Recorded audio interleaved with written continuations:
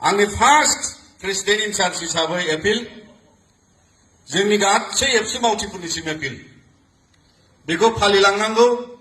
आं माब्लाबानिफ्राय सानोमोन नाथाय दिनैनि गिबि प्रेसिडेन्ट इनचार्जनि मोनसे फिसा आरो बियो माहारियारि एपिल बे जाबाय जों बहाबा थाङोबा आं बहाबा थाङोबा बे मिटिंआव दा एसे आगोल जोंनि आफादगिरिफ्रा एड्रेस खालामदों बेवहाय मोनसे सोदोबखौ बयबो गारनांगौ बिनिफ्राय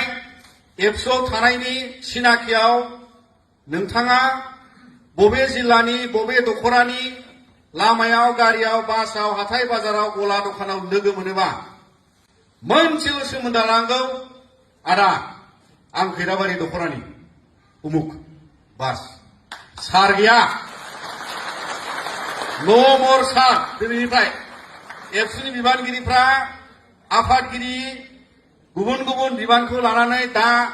इभेन जिल्लानि आफादगिरि बिथांमोनाबो जोंखौ सार होनदोंमोन दहाय फरगेट एबाउट दैट बेखौ बावदो साफ्रोम बिबानगिरिया दिनैनिफ्राय मोनसे एपिल जे नोंथांमोना जों जेखि बैसोआव थाया मानो बिदा फंबायनि सोमोन्दोआव जों फंबायखौ फंबाय होनगोन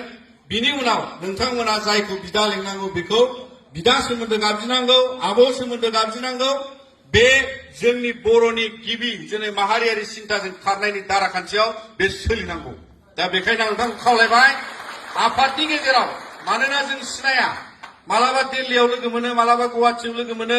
मालाबा सोरबा फन हरना बुंहरो राइटआव रायज्लायनायावनो खिन्थु आदाजों जागायनांगोन बिनिफ्राय आं उमुक दखरानि आं उमुक जिल्लानि बिबान थानायजों दखराजों एबसुनि बिदा फंबायनि कानेक्सनाव बेबादि मोनसे कानेक्टिभिटिखौ जों एक्जिस्ट खालायनांगोन